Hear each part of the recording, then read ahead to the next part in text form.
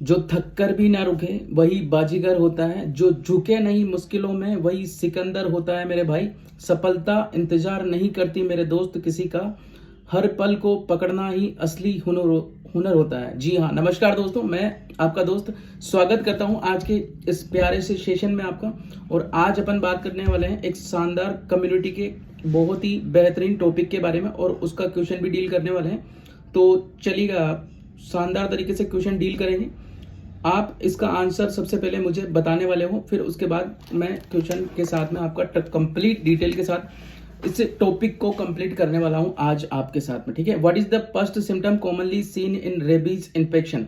Rabies infection में सबसे पहला सिम्टम आने वाला कौन सा सिम्टम यहाँ पर देखने को मिलेगा? क्या हाइड्रोफोबिया, क्या पैरालिसिस, या फिर fever and tingling at bite side, यानी कि जहां पर आपको डॉग ने काटा है, बाइट किया हुआ है, वहां पर टिंगलिंग सेंसेशन आपको देखने को मिलेगा, या फिर कन्वर्जन यानी कि दौरे आपको देखने को मिलेंगे।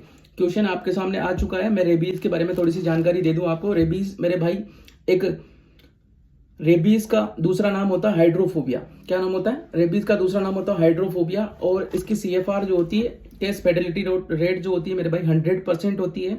It is a viral disease. Viral disease होती है, एक प्रकार की वायरल डिजीज होती है जो कोज होती है आपके रेब्डो वायरस की वजह से। किसकी वजह से होती है? रेब्डो वायरस की वजह से कोज होती है, और इसको लाइसा वायरस भी बोला जाता है। केस फेटेलिटी रेट मैंने आपको बता दी 100% होती है। दो वेरिएंट इसके भी दो वेरिएंट इसमें होते हैं।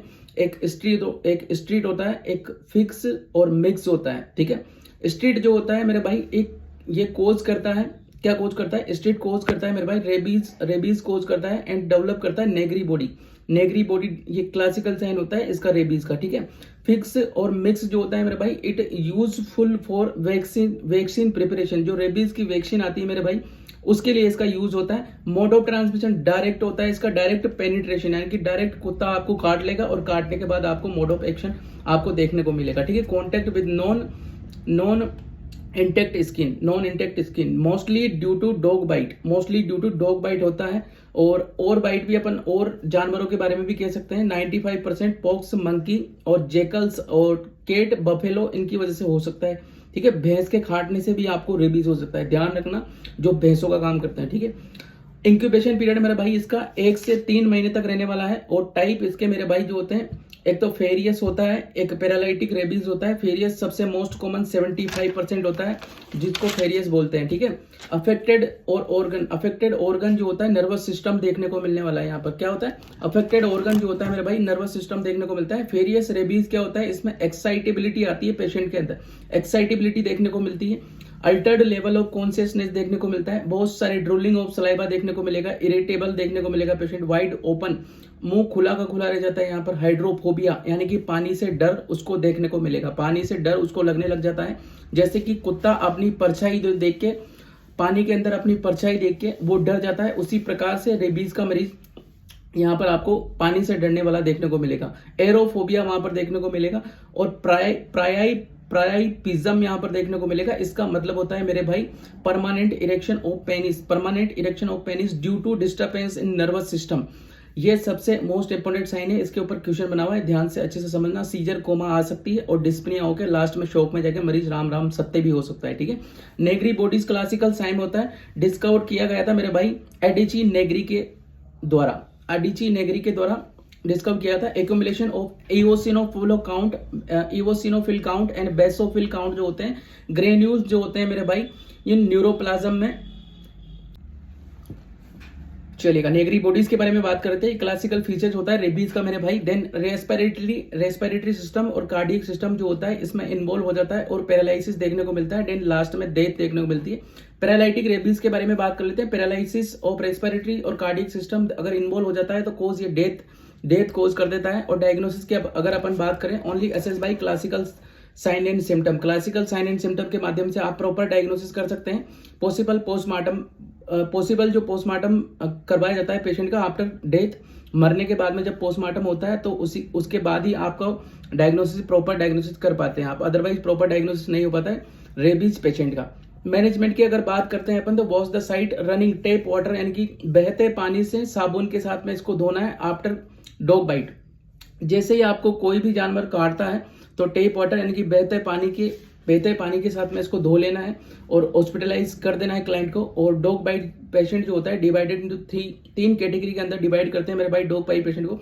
क्लास फर्स्ट जो होती है मेरे भाई, अगर आपको किसी भी जानवर ने सिर्फ लिक किया है, लिक यानी कि टच किया है ऑन इंटेक्ट स्किन, ठीक है, यूज द प्रोडक्ट, अगर आपने कोई प्रोडक्ट यूज किया है इन्फेक्टेड एनिमल का, इन्फेक्टेड एनिमल का, अगर आप किसी जानवर का इन्फेक्टेड एनिमल का आपने प्रोडक्ट यूज किया है तो वो क्लास फर्स्ट में आता है। इसके लिए नो नीड ट्रीटमेंट, किसी भी ट्रीटमेंट की जरूरत नहीं होती है। क्लास सेकंड की बात करते हैं, स्क्रैच अगर किसी जानवर ने आपकी स्किन पर कर दिया है मेरे भाई, ब्लड अमाउंट अगर आपको देखने को मिल रहा है हल्का फुल्का वहां पर, तो ARV एंटी रेबीज वैक्सीन आपको देने की जरूरत पड़ने वाली है वहां पर, ठीक है।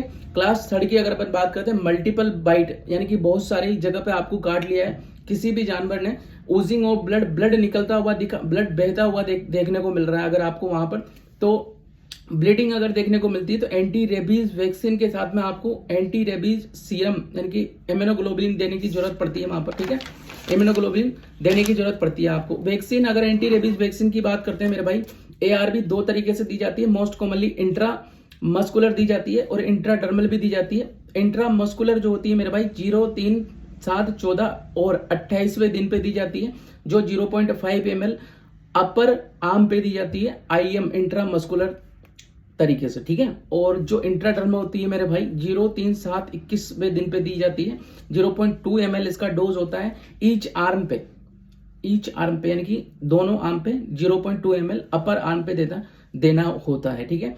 एंटी रेबीज सीरम की बात करें अपन, इम्यूनोग्लोबुलिन जिसको बोलते हैं मेरे भाई, ह्यूमन में बात करते हैं, अगर ह्यूमन के अंदर अगर 20 इंटरनेशनल यूनिट देते हैं मेरे भाई पर केजी पर बॉडी वेट के माध्यम से, और एनिमल के अगर अपन बात करते हैं तो 40 इंटरनेशनल यूनिट पर केजी पर बॉडी वेट के अनुसार देते हैं। मार्केट में इसका डोज होता है 1500 इंटरनेशनल यूनिट यानी कि 5 ml की वाइल आती है। और एग्जाम्पल 70 kg का पर्सन हुआ जैसे कि, तो 70 इंटू 20 करके अपन जैसे ही 1400 बटा 1500 आने वाला है यहाँ पर, तो अपन दे सकते हैं 0.6 ml के माध्यम से इसको दे सकते हैं, ठीक है। प्रिवेंशन प्रोफाइलेक्सिस दे सकते हैं, रेबीज फ्री एरिया आपको पता होगा, वेन कंटिन्यू 2 साल तक अगर उस एरिया में किसी भी प्रकार का डिटेक्टेड नहीं होता है ह्यूमन या एनिमल रेबीज से रिलेटेड, तो वो रेबीज फ्री एरिया कहलाता है, ठीक है, रेबीज फ्री एरिया कहलाता है, ठीक है। कंट्री ऑस्ट्रेलिया रेबीज फ्री हो चुकी है। इंडिया में अंडमान और निकोबार और लक्षद्वीप ये अपने एरिया जो पोर्ट ब्लेयर है और गोवा जो है मेरे भाई रेबीज फ्री एरिया इंडिया के अंदर, ठीक है। ये आपका मोटे मोटे तरीके से मैंने रेबीज का किया स्वाहा। अब आप क्वेश्चन का आंसर मुझे दे दीजिए फटाफट से, तो फिर मिलते हैं। अभी के लिए सिर्फ इतना ही, कंप्लीट रेबीज का रिवीजन करवा दिया मैंने आपको फटाफट से, अब आप आंसर देंगे। अभी के लिए सिर्फ इतना ही, फिर मिलते हैं नेक्स्ट वीडियो में। पढ़ते रहे, हंसते रहे, बने रहे हमारे साथ में इसी प्रकार से, और कर दिखाएगा कुछ ऐसा कि दुनिया करना चाहे आपके साथ। Thank you so much.